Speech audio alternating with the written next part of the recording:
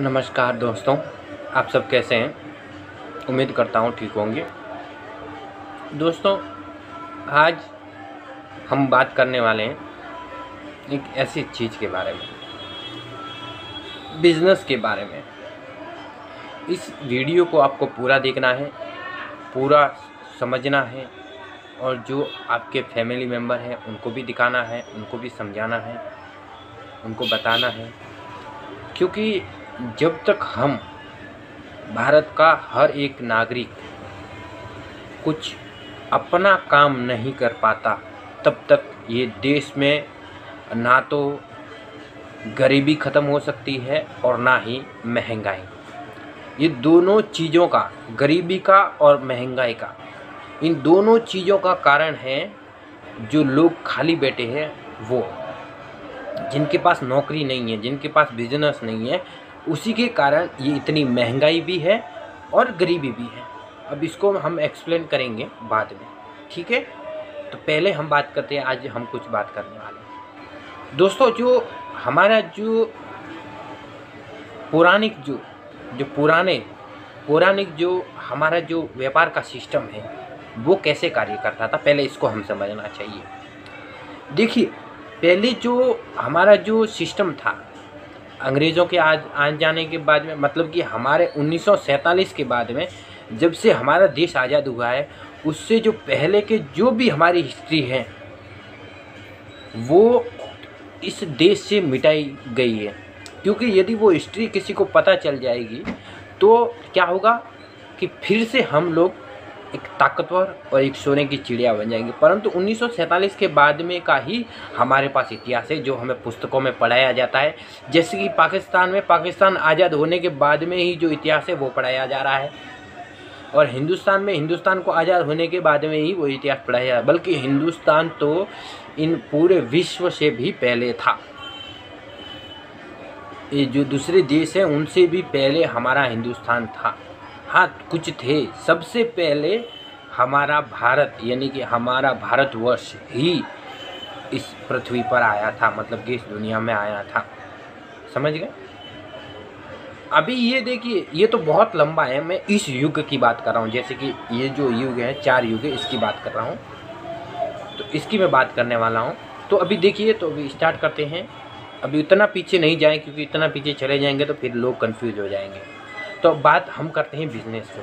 तो पहले क्या होता था, पहले गाँव में कुछ भी मैन्युफैक्चरिंग होता था, जो बनता था वो गाँवों में बनता था। गाँवों में बनने के बाद में जो भी गांव के लोग थे वो आपस में एक दूसरे को वस्तुएं देते थे, अपनी आवश्यक वस्तुएं, और जो बच जाता था वो फिर शहरों में जाता था। शहरों में क्या होता था, जब भी बड़े बड़े शहरों में जाता था तो वहाँ पे क्या होता था कि उस शहर के लोग इस शहर का माल लेते थे और इस शहर का लोग उस शहर वाले माल लेते थे, मतलब कि आदान प्रदान होता था। जैसे कि यूपी का माल राजस्थान में, राजस्थान का माल यूपी में, कर्नाटक का माल कश्मीर में, कश्मीर का माल कर्नाटक में, महाराष्ट्र का माल इधर उड़ीसा में, उड़ीसा का महाराष्ट्र में, ऐसा अदल बदल हो जाता था। मतलब कि उस पैसे देके एक दूसरे का माल लेते थे और एक दूसरे का यूज़ करते थे। उसके बाद में क्या होता था कि जब गांवों में बिजनेस होता था तो क्या होता था, उसकी मात्रा बहुत ही अधिक हो जाती थी। तो सामान की जब मात्रा अधिक हो जाती थी तो क्या होता था कि वो सामान जो है वो बाहर देश में, जैसे कि उससे भी बड़े शहरों में जाता था, जहाँ से ट्रांसपोर्ट होता था। मतलब कि बाहर बड़े बड़े व्यापारी जो बाहर का काम करते थे ना, उनके पास जाता था। और वो व्यापारी है जो बाहर देश में माल बेच के फिर अपने इंडिया में आते थे। परंतु आज सिस्टम हमारा बिल्कुल ही अलग हो गया है। हमारे पास आबादी इतनी होने के बावजूद भी हम नौकरियों के पीछे भाग रहे हैं, हम बड़े बड़े कंपनियों के पीछे भाग रहे हैं, हम बड़ी बड़ी फैक्ट्रियों के पीछे भाग रहे हैं, हम बड़े बड़े प्लांट लगा रहे हैं। और ये हमारे पास यदि इतनी आबादी है तो हमें फैक्ट्रियों की क्या ज़रूरत, हमें बड़े बड़े प्लांटों की क्या ज़रूरत, कोई ज़रूरत नहीं है।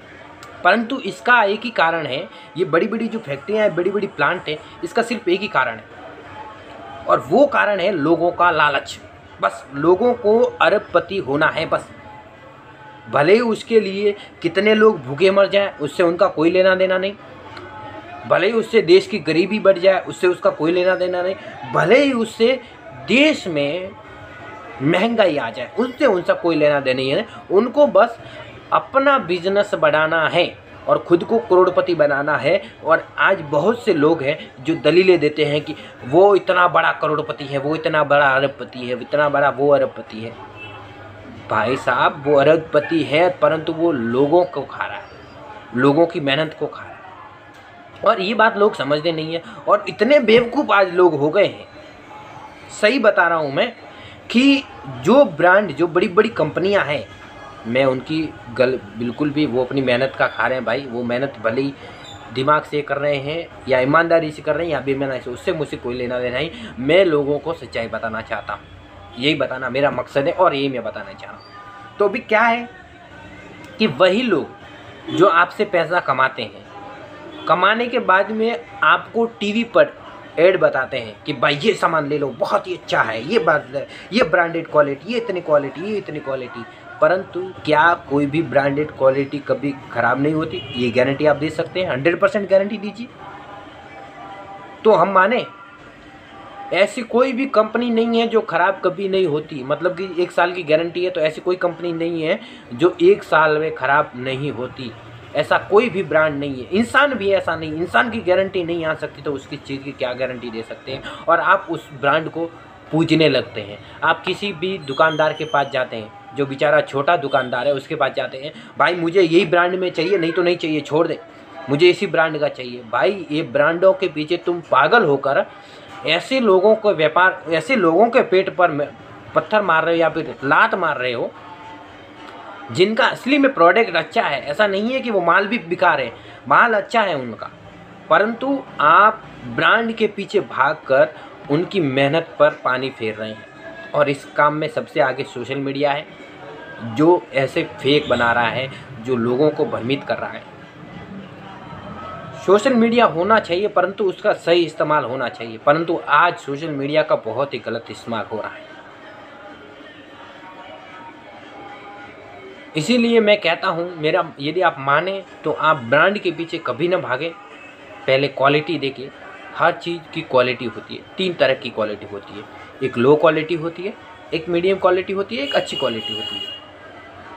बस हमेशा इसी 3 बातों का ध्यान रखना चाहिए, लो क्वालिटी, मीडियम क्वालिटी और बेस्ट क्वालिटी। ये 3 ही क्वालिटी होती है, चाहे वो ब्रांड हो या फिर नॉन ब्रांड हो, उसमें कोई भी रहने दो। आपको सिर्फ क्वालिटी देखनी है, ब्रांड नहीं देखना है।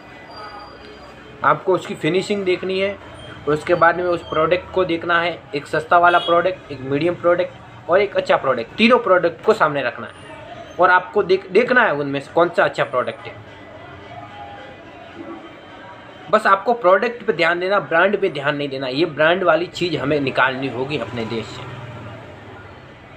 और हमें एक बात का ध्यान रखना चाहिए कि आज हमारे पास सबसे बेस्ट अपॉर्चुनिटी है हमारे बिजनेस करने की, क्योंकि हमारे पास 130 करोड़ की आबादी है। यदि एक आदमी भी दिन का 1000 रुपये का माल बनाता है तो 130 करोड़ लोग कितना माल बना सकते हैं। और उतना माल यदि हम बनाते हैं, हमारी आवश्यकताओं के बाद में जो बचता है उसको हम बहुत ही सस्ते में बेच दें तो हम चाइना से भी आगे जा सकते हैं या फिर पूरे विदेश पर हम अपना कब्जा कर सकते हैं मार्केट के प्लेस में। धंधे में हमेशा एक बात है कि व्यापार में लालच कभी भी काम नहीं आता। लालच किसी भी चीज़ में काम नहीं आता, न व्यापार में न किसी भी चीज़ में। लालच किसी भी चीज़ का नहीं करना चाहिए, अपने आप को स्थिर करना चाहिए। अपनी जितनी ज़रूरत है उतनी अपन को मिल रही है, तुम जितनी मेहनत करोगे उतना पैसा तुमको मिलेगा। हाँ, तुम धोखा देकर किसी को भड़का कर या फिर किसी को धोखा देकर पैसे करोड़पति बन सकते हो, ये बात एक अलग है, परंतु तुम जितनी मेहनत करते हो उतना खाओगे। तो भगवान ने, जो ऊपर वाले ने यही कहा है कि तुम यदि अपना मेहनत का खाते हो तो तुम पाप के भागी नहीं बनते हो। यदि तुम किसी को बहला फुसला कर या फिर उसे गलत उल्टा सवाल जवाब देकर तुम किसी का खाते हो तो वो तुम्हें चुकाना पड़ता है। हम इंसान हैं, हम आज इतने पीछे हो गए हैं कि हम किसी भी चीज़ को समझते नहीं हैं। जो भी बात है वो रियल में भी सच है और जो भी ऊपर वाले के साथ में भी सच है। सच तो हमेशा सच ही होता है, झूठ हमेशा झूठ होता है। अब फैक्ट्री हम लगाते हैं तो फैक्ट्री की वजह से कितना कितना नुकसान होता है हमारे इस प्रकृति को। पॉल्यूशन बढ़ता है, उसके बाद में बहुत सारी ऐसी ऐसी बीमारियां पैदा हो रही हैं, ये सब इसी की वजह से हो रहा है। अब बात करते हैं महंगाई। अब महंगाई किस कारण से आती है? महंगाई आती है एक तो लोगों के पास काम न होने का कारण, और दूसरा कारण है एक तो जो ये हो गया कि लोगों के पास काम न होने के कारण, और दूसरा जो कारण है वो है सही इन्फॉर्मेशन। अभी लोगों के पास एक तो काम नहीं है, एक लोगों को सही इन्फॉर्मेशन नहीं मिल रही है, लोग ब्रांड के पीछे भाग रहे हैं बस।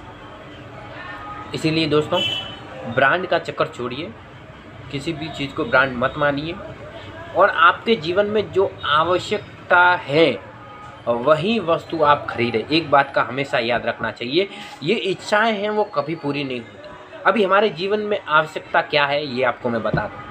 पहनने के लिए अच्छे कपड़े होने चाहिए, रहने के लिए एक अच्छा घर होना चाहिए, और खाने के लिए भोजन होना चाहिए। मेहमान जब हमारे घर पे आए तो उनको खिलाने के लिए भोजन होना चाहिए। साथ में किसी गरीब की मदद करने के लिए इतना पैसा हमारे पास होना चाहिए, बस। उससे ज़्यादा कोई ज़रूरत नहीं है। और यदि सामने वाले गरीब की आप खाने भोजन की भी व्यवस्था कर दे तो वही सबसे बड़ी सेवा है, बस। इस दुनिया में इंसान को सिर्फ 3 चीज़ें ही चाहिए, उससे जो ज़्यादा जो ये बेकार की है सब बेकार है। ज़रूरत इस दुनिया में किसी को भी नहीं है, 3 चीज़ों की ज़रूरत है बस। एक तो खाना, दूसरा कपड़ा, तीसरा रोटी। ये 3 हमारे शरीर के लिए ज़रूरी है बस। और जो हमारे शरीर के लिए ज़रूरी है वही हमारे लिए ज़रूरी है बस, और उससे ज़्यादा हमारे लिए कुछ भी ज़रूरी नहीं है। हाँ, आप बोलते हैं कि मेडिकल ज़रूरी है। यदि तुम अपने शरीर को ठीक से रखो, अपने दिमाग को ठीक से रखो, अपने मन को ठीक से रखो, अपने खाने पर ठीक से ध्यान दो, तुम्हें मेडिकल की भी ज़रूरत नहीं है। और जो शिक्षा की आप बात करते हो, जो एजुकेशन की बात करते हो, तो एजुकेशन है वो हमें प्रकृति सिखाती है, बस हमें उनसे सीखने की ज़रूरत है। ये संसार हमें एजुकेशन सिखाता है, इसके लिए बड़े बड़े ये यूनिवर्सिटी की ज़रूरत नहीं है। सब हमें ये जो प्रकृति है यही हमें सिखाती है, क्योंकि एजुकेशन भी इसी को समझने का तो नाम है ना। ये क्या है? लाइटर है। अभी ये स्टार्ट कैसे होता है? ऐसे कोई हमें बताएगा कि भाई ये लाइटर है, और ऐसे स्टार्ट होता है, ठीक है। और अभी हम कभी कभी ऐसे बैठे रहते हैं, ऐसे दबाएं, ऐसे दबाएं, ऐसे दबाएं, कभी ऐसे दबाएं, तो हमें क्या पता नहीं चलेगा? हम यदि इसके बारे में जानना चाहते हैं तो हम सब कुछ जान सकते हैं, ऐसा नहीं है। और यदि आप बनाना चाहते हैं तो ऐसा खुद बना सकते हो, बस आपको ज़रूरत है तो जानने की, उसको समझने की। आप इस दुनिया में कोई भी चीज़ ऐसी नहीं है जिसको आप समझ नहीं सकते हो।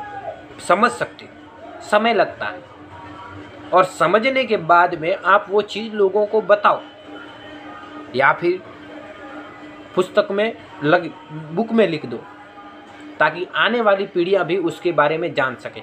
परंतु आज ऐसा नहीं है। आज लोग हर कोई अपना जो भी चीज़ रहती है उसको पर्सनल रखना चाहते हैं, लाइसेंस करवा देते हैं कि भाई ये मेरा है, जब तक मैं जिंदा हूँ तब तक मेरे नाम पर रहेगा, इस पर जो कमाई आएगी वो मेरा आएगा। वही तो सबसे बड़ा लालच है ना।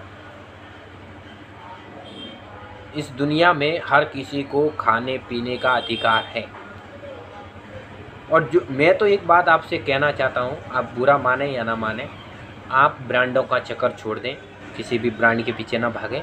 और एक बात हमेशा याद रखिए, जो आपके लिए ज़रूरी है उसी चीज़ को आप खरीदें, बाकी कोई चीज़ भी को हाथ भी नहीं लगाएं। और दूसरी बात, उससे आगे वाली बात, जो आपके लिए ज़रूरी है, या फिर एक बात और समझिए, जो हमारे देश में बनता है और जो हाथों से बनाई हुई चीज़ें वो आप खरीदिए, चाहे कोई भी उसकी ज़रूरत कम हो, परंतु जो हाथों से बनाई हुई और हमारे देश की जो चीज़ें हैं जो हाथों से बनाई हुई है वो चीज़ें खरीदें। आज हमने स्टील के बर्तन, प्लास्टिक के, वो सब कर दिए, परंतु इन सब जो ये प्लास्टिक आज हमने जो जरूर करते हैं, हम शादियों में प्लास्टिक की प्लेटें ला लेते हैं, वो ला लेते हैं, तो ये हमारे लिए सबसे बड़ी खतरा है। शायद मुझे लगता है कि डॉक्टरों ने भी ये प्रूव कर दिया है कि प्लास्टिक में खाने से कुछ ना कुछ प्रॉब्लम होती है। मुझे इतना भरोसा नहीं है, परंतु मैंने वीडियो देखा था। उससे अच्छा है कि आप अपने घर में मिट्टी के बर्तन यूज़ करें। देखिए, आप ग्लास के भी बर्तन यूज़ करते हैं, जितना ग्लास को संभाल के रखते हैं उतने मिट्टी को भी संभाल के रख सकते हैं। इसीलिए आप अपने घर में मिट्टी के बर्तन यूज़ कीजिए और हमें लोगों को मिट्टी के बर्तन की तरफ फिर से लेके जाना पड़ेगा। बहुत सी चीज़ें, आप आज गैस यूज़ कर रहे हो, गैस, तो गैस जो है वो गोबर से भी बनाया जा सकता है। जो हमारे घर में भैंसें होती है, गाय होती है, उनके गोबर से भी बनाया जा सकता है। लाइट है तो वो भी गोबर से बनाई जा सकती है, लाइट भी गोबर से बनाई जा सकती है। परंतु ऐसे भी लोग हैं जो बना के दिखा रहे हैं, ऐसे यूट्यूब पर बहुत सारे वीडियो हैं जो गोबर से बना के लाइट भी बना के दिखा रहे हैं। बस उसको हमें एक सही शेप देना है, बस उसको हमें ठीक करना है, उसी आइडिया को, उसी तरीके को हमें एक ठीक से उसका फॉर्मूला देना है ताकि लोगों को आसानी हो सके बस। तो हमें ऐसे चीज़ों पर काम करना चाहिए जो देसी बनी हो और हाथों से बनी हो। ऐसी चीज़ों पर यदि हम काम करने लग गए तो हम अपने ज़रूरत की जो महंगाई है उसको कम कर सकते हैं। और बात रही एजुकेशन की या फिर मेडिकल की, तो एक तो बात ये है कि आप यदि अपने शरीर को ठीक से रखें, अपने शरीर पर नियम रखें, अपने फैमिली पर।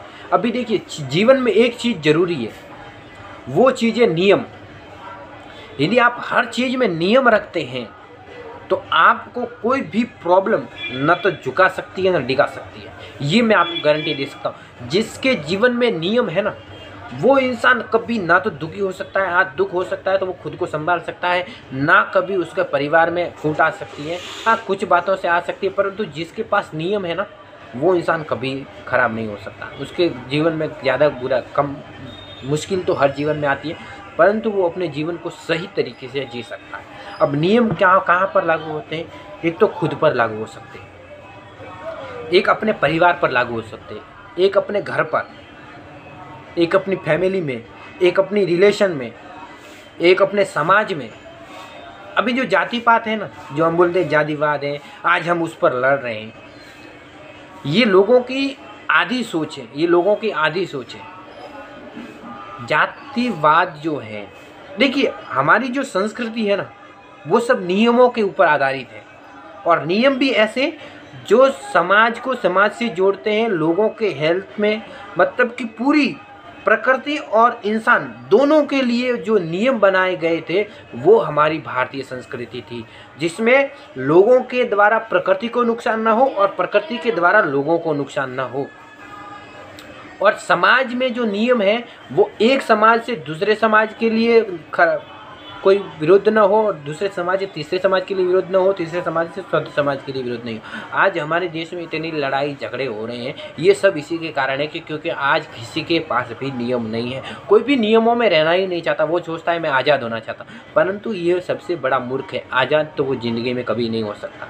वो मरने के बाद में भी, इंसान मरने के बाद में भी आज़ाद नहीं हो सकता जब तक वो खुद को न जान ले, खुद को कि मैं, हाँ मैं हूँ। ये मैं को ही जब तक कोई नहीं मिटा सकता वो आज़ाद नहीं हो सकता।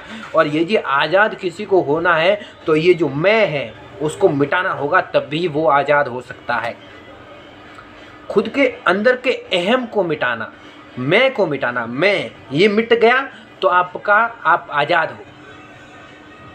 मरने के बाद में भी आज़ाद होंगे या फिर जीते जी आज़ाद होंगे।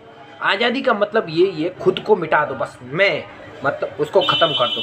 आप मरने के बाद में भी आज़ाद हैं और जीते जी आज़ाद हैं। और जब तक मैं रहा, मैं, आप यहीं पे बंधे रहोगे और मरने के बाद में भी बंधे रहोगे। ये बात हमेशा याद रखना। आज़ादी सिर्फ इसी का नाम है, खुद को मिटा देना, इसका नाम आज़ादी है। मतलब कि गले में फांसी लगा के नहीं, जो अपने अंदर है कि हाँ मैं हूँ, ये अंदर के जो मैं है इसको मिटा देना, बस। इसको मिटा दिया तो आप आज़ाद हैं। इसको मिटा दिया तो ना तो आपको कोई दुख हो सकता है, ना आपको कोई खुशी हो सकती है, ना कुछ भी नहीं, बस कुछ भी नहीं हो सकता। आपको ना कोई दुखी कर सकता है, ना कोई खुशी दे सकता है। और जहाँ खुशी नहीं है, जहाँ दुखी नहीं है, वहाँ शांति है, वहाँ सुकून है, वहाँ आनंद है। ऐसा आनंद कि ये जो आज आपके पास दुनिया है ना, इससे बहुत ही अलग है, ऐसा खूबसूरत आनंद है वहाँ पे। बस उसी को समझना चाहिए। हमारी संस्कृति उसी की तरफ बढ़ने का एक कार्य था, परंतु हमने उसको उल्टी दिशा दे दी है। हम आज टेक्नोलॉजी की बात करते हैं, उसकी बात करते हैं, उसकी बात करते हैं, उसकी बात, उससे होगा क्या? उससे हमें फ़ायदा क्या होगा? आज हमारे पास इतनी टेक्नोलॉजी है तो 130 करोड़ लोग में से सिर्फ 10 करोड़ लोग जो हैं जिनके पास काम है, और 100 करोड़ लोग हैं जो भूखे मर रहे हैं। तो ऐसी टेक्नोलॉजी से हमारा क्या लेना देना? और जब हमारे पास टेक्नोलॉजी नहीं थी तो इस देश में कोई भी भूखा नहीं मरता था। कोई भी ऐसा इंसान नहीं था कि जिसके पास खुद का काम नहीं हो, न काम कोई नहीं था। और जितनी टेक्नोलॉजी बढ़ती जाएगी उतनी गरीबी बढ़ती जाएगी, ये बात हमेशा याद रखना।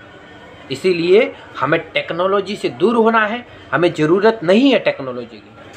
हमें टेक्नोलॉजी की ज़रूरत बस इतनी रखनी है कि हम टेक्नोलॉजी को सिर्फ और सिर्फ है वो एक विदेशी जो बाहर देश के जो लोग हैं उनसे डील करने में बस लगाएं। बस अपने अंदर, दुनिया के इस देश के अंदर टेक्नोलॉजी की कोई ज़रूरत नहीं। अब आप बोल रहे होंगे कि यदि टेक्नोलॉजी की ज़रूरत नहीं होगी तो हमें इस देश में जो भी हो रहा है वो कैसे पता चलेगा, क्या हो रहा है क्या नहीं हो रहा है, हम कैसे अपने चीज़ों को लोगों तक पहुंचा पाएंगे, लोगों को कैसे बता पाएंगे कोई भी चीज़ है वो कैसे। तो उसके लिए देखिए टेक्नोलॉजी क्या है, ये टेक्नोलॉजी क्या है? एक एजुकेशन सिस्टम ही तो है ना, ऐसा एजुकेशन सिस्टम जो ऑनलाइन बना हुआ है। बस उसमें खुद के लिए सीखने के लिए कुछ नहीं है, अपने लिए कुछ भी नहीं है। जो आज का जो एजुकेशन है उसमें अपने लिए कुछ भी नहीं है। ऐसा कुछ नहीं है जो अपने लिए हो। बस है तो या तो बिजनेस के लिए या फिर विदेश के बारे में जानने के लिए कि विदेश में वो हो रहा है, विदेश में वो हो रहा है, वो विदेश में हो रहा है। परंतु जो अपनी संस्कृति थी, जो अपने संस्कार थे, उसके बारे में कोई नहीं जानता। आज कोई भी राम की बात करेगा तो लोग भरोसा नहीं करेंगे। वो बाहर के विदेशी अभी आजकल के इतने पढ़े लिखे मूर्ख हो जाए हैं कि वो अंग्रेज ये कह रहा था, वो अंग्रेज ये कह रहा था, वो अंग्रेज ये कह रहा था। अभी ऐसे मूर्खों को कौन समझाएगा? देखिए मैं किसी की बुराई नहीं करना चाहता हूँ। देखिए ये जो सिस्टम है वो एजुकेशन सिस्टम है, मतलब इसी शिक्षा पद्धति है। यदि हम अपनी शिक्षा पद्धति को ठीक से सही कर दें, फिर से वही पुरानी शिक्षा पद्धति लेके आ जाएं, तो हम अपने देश को फिर से एक कर सकते हैं, लोगों में भरोसा दिला सकते हैं, लोगों को सही संस्कृति की ओर ले जा सकते हैं, लोगों को जो आज इतनी टेंशन है उन टेंशन से दूर कर सकते हैं। आज बड़े बड़े बिजनेसमैन हैं वो रात को सोते भी नहीं हैं। जिसके पास ज़्यादा पैसा है ना वो बिल्कुल भी शांति से नहीं जी सकता, और जिसके पास पैसा नहीं है वो भी बिल्कुल से शांति से नहीं जी सकता, और जिसके पास मिनिमम है वो भी शांति से नहीं जी रहा है। इसका कारण क्या है? अभी जो जिसके पास पैसा नहीं है वो पैसों के लिए रोता है। जिसके पास पैसा नहीं है वो पैसों के लिए नहीं, वो खाने के लिए रोता है। जिसके पास पैसा नहीं है वो खाने के लिए रोता है, और जिसके पास पैसा है वो अमीर होने के लिए रोता है, और जो अमीर है वो गरीबी से बचने के लिए रोता है। आज दुनिया में यही चल रहा है। जो बड़े बिजनेसमैन हैं वो इसीलिए मेहनत कर रहे हैं इतनी कि मैं क्या पता नीचे गिर गया तो, वो इसीलिए मेहनत कर रहे हैं कि मैं नीचे नहीं गिरना है, मुझे और ऊपर बढ़ना है। और जो गरीब हैं वो सिर्फ खाने के लिए या फिर रहने के लिए, घर बनाने के लिए मेहनत कर रहा है। और जो मीडियम है, जिसके पास ज़्यादा नहीं है वो कम नहीं है, वो मीडियम है, वो और भी अमीर बनने को कोशिश कर रहा है कि भाई हाँ मैं और भी अमीर बनना चाहता हूँ। भाई अमीर बन के करेगा क्या? तू 40 साल जिंदा है, 40 साल के बाद वो मर जाएगा। तू है 40 साल के बाद में लुढ़क जाएगा। तेरे बच्चे खाएंगे ना, और तेरे बच्चे भी खाएंगे, तो क्या तू गारंटी दे सकता है कि हाँ तेरे बच्चे शायद उस संपत्ति को संभाल पाएंगे? और यदि तेरे बच्चे भी संपत्ति को संभाल पाए तो क्या उनके बच्चे, आने वाले बच्चे क्या उस संपत्ति को संभाल पाएंगे? ये ज़रूरी नहीं है। दुनिया बदलती है, कुछ भी चीज़ एक जैसी नहीं रहती। हम सोचते हैं, परंतु ये ज़रूरी नहीं है।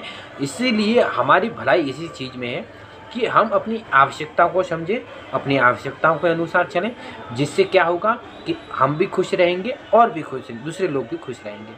नहीं तो हम सिर्फ अपना भरते जाएंगे तो दूसरे लोग भूखे मर जाएंगे। इसीलिए आवश्यकता ज़रूरी है। इसके लिए गवर्नमेंट को रूल्स बनाने चाहिए। और दूसरी एजुकेशन सिस्टम है, तो हम देखिए एजुकेशन और ये मेडिकल, जैसे कि कोई भी गांव है, यदि इस सिस्टम को हम फॉलो कर दें ना दोस्तों, तो जो हमारा एजुकेशन सिस्टम और जो ये मेडिकल है, ये दोनों सॉल्व हो जाएंगे इस सिस्टम को यदि हम फॉलो करें। कि देखिए यदि एक मेडिकल, एक गांव है, पहले ही गांव एक हो जाइए, जाति पाति सब छोड़कर, और वहाँ पे एक गुरुकुल बनाइए, अच्छा सा गुरुकुल बनाइए। गुरुकुल बनाने के बाद में उस गुरुकुल का सहयोग गांव का हर एक व्यक्ति करेगा, चाहे उसके बच्चे उस गुरुकुल में पढ़ते हो या ना पढ़ते हो, सहयोग उसका पूरा गुरुकुल करेगा। मतलब कि अपनी एक फ़ीस तय करनी है कि भाई हाँ, महीने का मैं अब इस गुरुकुल को 100 रुपये दूँगा, महीने का उस गुरुकुल को मैं 200 रुपये दूँगा, ऐसी एक फ़ीस करनी है। जब वो पूरा गांव एक फ़ीस कर देता है, तो वो क्या होता है कि जो भी गुरुकुल में होता है, मतलब कि किसी भी चीज़ की ज़रूरत होती है, पहले तो ऐसा करना चाहिए कि गुरुकुल में बिना पैसों का गुरुकुल चले। हाँ, जो बस गुरुकुल के जो आचार्य होते हैं उनको कुछ धन देना चाहिए कि उनके परिवार की जो आवश्यकता है वो पूरा गांव पूरा करे। ऐसे जो होते हैं, ऐसा सिस्टम होना चाहिए। उसके बाद में जो मेडिकल का है, तो मेडिकल का भी वही सिस्टम होना चाहिए कि डॉक्टर के परिवार को पूरा गाँव देखें, पूरा गांव मिलकर डॉक्टर के परिवार की जिम्मेदारी उठाएं। उसके बाद में जो उनके जो एजुकेशन का खर्चा रहता है, जो डॉक्टर के बेटा या फिर जो कोई भी डॉक्टर बनना चाहता है, उस एजुकेशन का जो खर्चा रहता है वो भी पूरा गांव मिलकर उठाए। और जब वो डॉक्टर बन जाए तो वो सिर्फ और सिर्फ गांव के लिए काम करे, बस, वो भी बिना पैसों के। उनमें उसमें कोई लालच नहीं होना चाहिए। बिना लालच के जो काम कर सकते हैं उसी को डॉक्टर की पद्धति दे। और जो बिना लालच के बच्चों को पढ़ाना चाहता है उसको अध्यापक बनाए। इससे क्या होगा कि वो एक तो लोगों का सही इलाज कर पाएगा, एक अध्यापक है जो लोगों बच्चों को सही शिक्षा दे पाएगा। ठीक है। उसके बाद में जो अपने जो बच्चे होते हैं, उन्हीं में से हमें अपने गांव में अपना सरपंच, जो बच्चे जो अच्छे होते हैं, तो उन्हीं को फिर से उन बच्चों को अपने समाज के कार्य में लगाना चाहिए। जैसे कि उसमें से कोई से को सरपंच बना दीजिए, किसी को कोई चीज़ का नॉलेज हो तो चीज़ में अच्छा हो, या फिर कोई बिजनेस में अच्छा हो, या फिर किसी भी चीज़ में अच्छा हो, राजनीति में अच्छा हो तो उसको राजनीति में उतारिए। उनके बाद में उनको अपने समाज के लिए काम करने के लिए प्रेरित करें।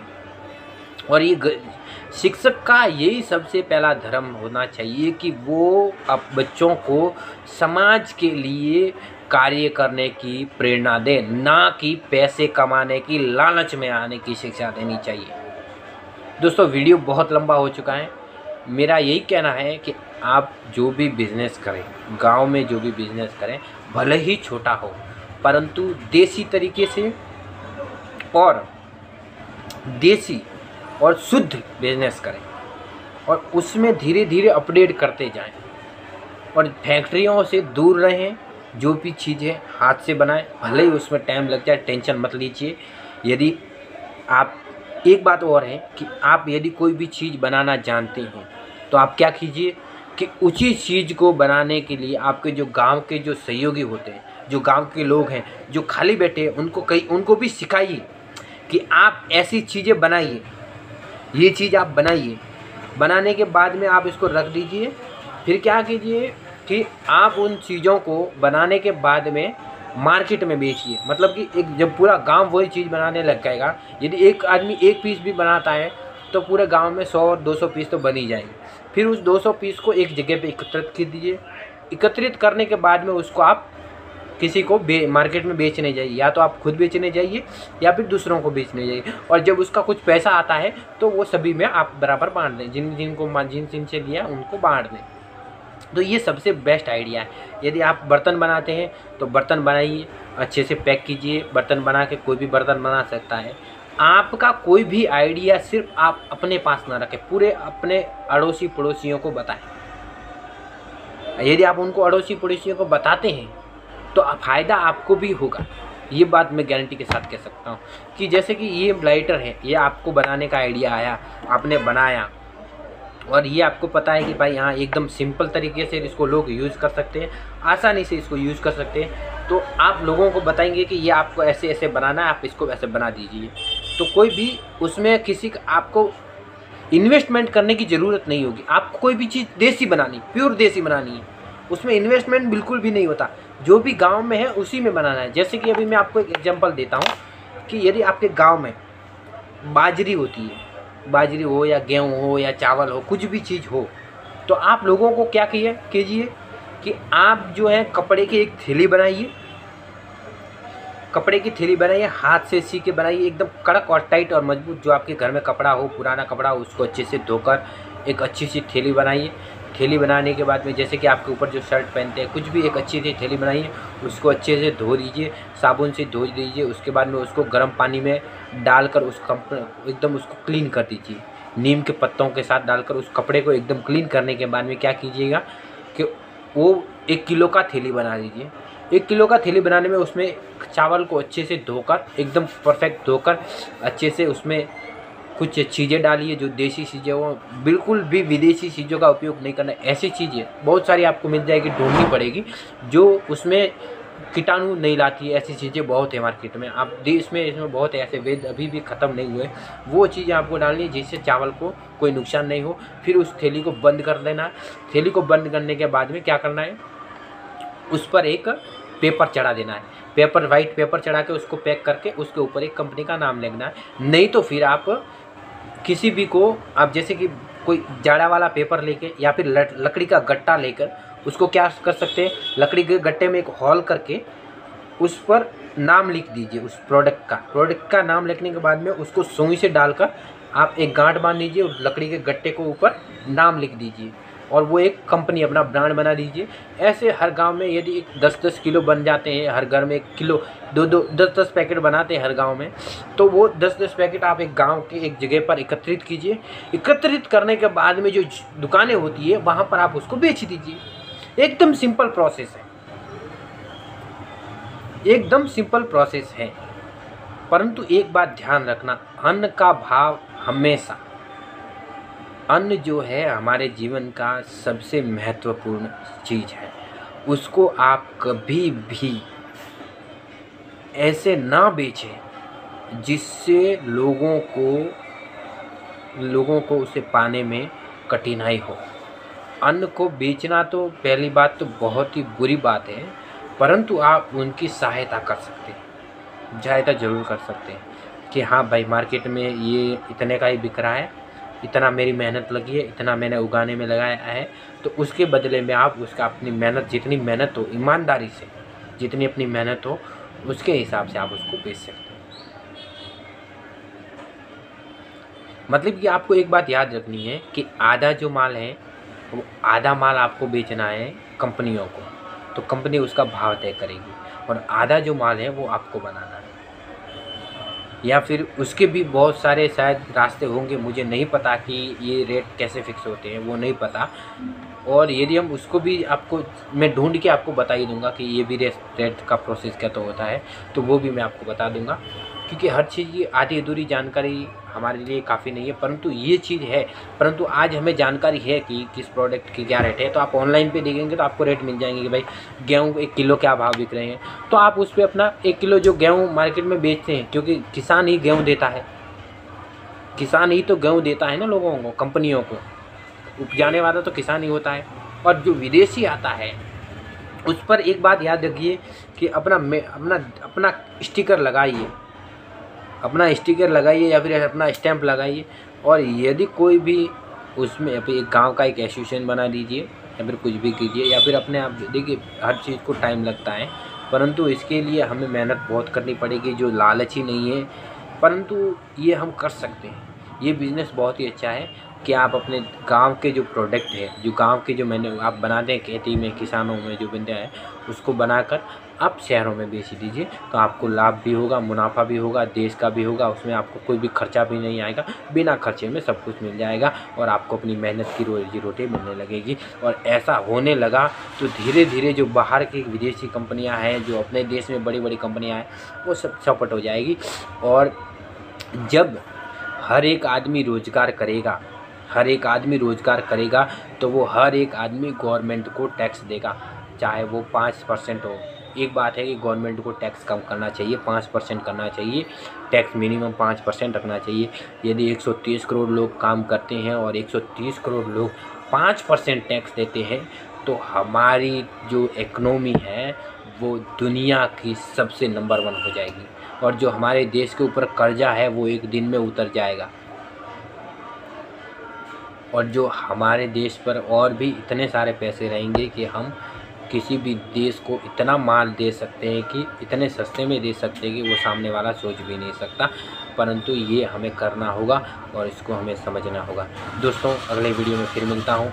आपका कोई भी क्वेश्चन हो, मैं ज़्यादातर अभी ये मैं जो वीडियो बनाया है वो इलेक्ट्रिकल्स के ऊपर बनाया है, तो इलेक्ट्रिकल्स के बारे में आपको कोई भी जानकारी चाहिए तो हम आपको देंगे। आपको कोई भी प्रोडक्ट चाहिए तो वो भी हम आपको देंगे, बेस्ट से बेस्ट प्राइस में आपको अवेलेबल करवा देंगे। आप टेंशन मत लीजिए, आप माल हमसे मंगाइए, हम पर भरोसा रखिए, आप पैसे हमें ट्रांसफ़र कर दीजिए, हम आपको प्रोडक्ट आप तक पहुंचा देंगे। मेरा काम यही है, लोगों की सेवा करना, और मैं करता रहूँगा। इसी का चाहता हूँ। माँ भारती आपकी रक्षा करें। धन्यवाद।